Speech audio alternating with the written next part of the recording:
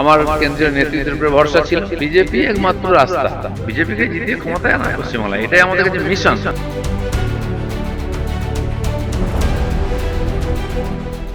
বৃহস্পতিবার বলা হয় লক্ষ্মীবার, আর সেদিনই দিলীপ ঘোষের জীবনে লক্ষ্মী আসবেন কি আসবেন না সে বিষয়টা নিয়ে কিন্তু অনেকেই জল্পনা কল্পনা শুরু করেছেন। তার কারণ শোনা যাচ্ছে এবার দিলীপ ঘোষকে ফের স্বমহিমায় দেখতে পারেন বিজেপির নেতাকর্মীরা। তার কারণ দিলীপ ঘোষকে অমিত শাহর বৈঠকের পর এমন কোনো নির্দেশ নাকি দেওয়া হয়েছে যাতে দিলীপ ঘোষ আবার সক্রিয় ভূমিকায় মাঠে ময়দানে নেমে কাজ করেন। মাঠ জুড়ে খেলবে।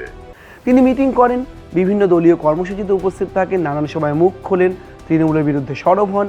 কিন্তু সব মিলে এই মুহূর্তে দিলীপ ঘোষকে নতুন করে কোনো কাজে লাগানো যায় কিনা তাই কিন্তু চিন্তাভাবনা করছে রাজ্য বিজেপি। অমিত শাহর বৈঠক থেকে বেরিয়ে দিলীপ ঘোষ দাবি করেছিলেন তিনি শুধুমাত্র শুনতে এসেছেন, শোনার জন্য। কিন্তু তার এই শোনার মধ্যেই ছিল গভীর রাজনৈতিক তাৎপর্য। অনেকেই দাবি করছেন এই শোনার মধ্যেই ছিল নানান রকম নির্দেশ, যে নির্দেশের পর দিলীপ ঘোষ কার্যত ফের তেড়ে ফুঁড়ে মাঠে নামতে পারেন বিধানসভা নির্বাচনের আগে। বিজেপির হয়ে গলা ফাটাতে পারেন তিনি এবং তাকে কোনো সাংগঠনিক দায়িত্ব অথবা দলের কোনো আসনে তাকে প্রার্থী করার চিন্তাভাবনাও কিন্তু করতে পারে রাজ্য বিজেপি। তার কারণ দিলীপ ঘনিষ্ঠ শ্রমিক ভট্টাচার্য, বর্তমান বিজেপির রাজ্য সভাপতি, তিনি কিন্তু যথেষ্টই চান দিলীপ ঘোষ ফের তার যে পুরনো ভূমিকা সেই দাবাং মোডেই ফিরুন। কিন্তু কী করবেন দিলীপ ঘোষ, তার আগে দিলীপ যা বলছেন শোনাবো আপনাদের। বিজেপি একমাত্র রাস্তা, দ্বিতীয় কোনো বিকল্প নেই পশ্চিমবাংলায় তৃণমূলের বিরুদ্ধে। আর সেটা মানুষই ঠিক করে দিয়েছেন আমাদের পুরাতন বিরোধী দল করে। হ্যাঁ, গতবার আমরা সরকার গঠন করতে পারিনি, কিন্তু যথেষ্ট ভালো ফল, ঐতিহাসিক ফল করেছি। গত 30-40 বছরে এত বিরোধী শক্তি হিসাবে কোন পার্টি ছিল?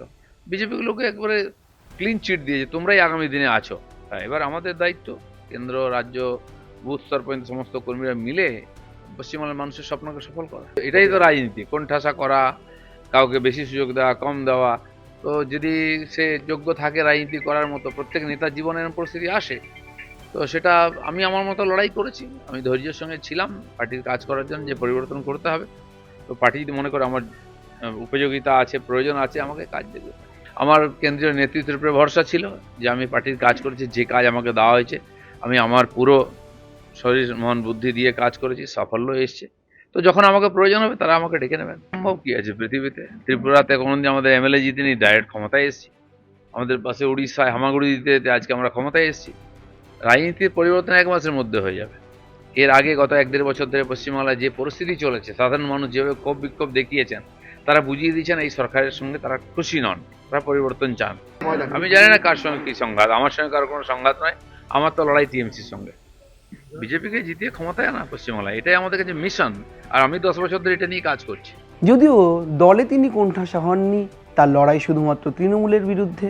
এই সমস্ত মন্তব্যের পর ফের স্বভাবসিদ্ধ ভঙ্গিতেই তৃণমূলের বাক্যবাণ কিন্তু উড়ে এসেছে দিলীপ ঘোষের দিকে। কি বলছেন তৃণমূল নেতারা শুনুন। তীরখানা তা বলে কি প্রেম দেবো না? দিলীপ ঘোষের অবস্থা হচ্ছে বাংলার এই প্রবাদটার মতো। দিলীপ ঘোষকে কার্যত পার্টি থেকে ব্রাত্য করেছে, শুধু তাই নয়, এমনকি প্রধানমন্ত্রীর সভাতে পর্যন্ত দিলীপ ঘোষকে ডাকা হয় না। তারপরও দিলীপ ঘোষের এখন অবস্থা ওই মেরেছিস কলসির কানা তা বলে কি প্রেম দেবো না। কিন্তু বাংলার মানুষ জানেন 365 দিন মমতা বন্দ্যোপাধ্যায় বাংলার মানুষের পাশে থাকেন। তাই দিলীপ ঘোষ এলো না অমিত শাহ, তাতে বাংলার মানুষের কিছু যাবে আসবে না। বাংলার মানুষ মমতাদির পাশে থাকে। দিলীপ কোথায় যাবেন, দিলীপকে নিয়ে রাজ্য বিজেপি কী করবে, সবটাই দলের সিদ্ধান্ত, এমনটাই বলেন বিজেপি নেতারা।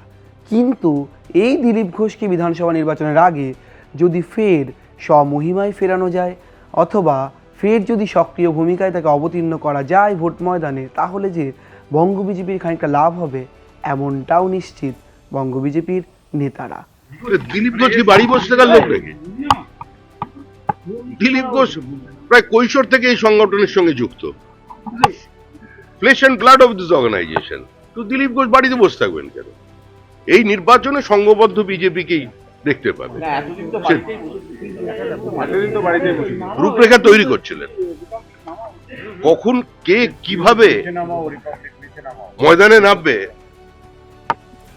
সেটা তো ঠিক করবে পার্টি, সেটা সংবাদ মাধ্যম ঠিক করবে না। মাঠ জুড়ে খেলবে। মাঠ জুড়ে খেলবে। হ্যাঁ? আমরা রাজনীতিকে তো খেলা মনে করি না। কার বাধাতে বা কার জন্য দিলীপ ঘোষকে এতদিন সেইভাবে সক্রিয় ভূমিকায় দেখা যায়নি, এমন প্রশ্ন তুলছেন দিলীপ ঘনিষ্ঠ অনেকেই। ক্যামেরায় সুমনের সঙ্গে রমেন দাসের রিপোর্ট, সংবাদ প্রতিদিন.in। ফলো করুন সংবাদ প্রতিদিন ডিজিটাল।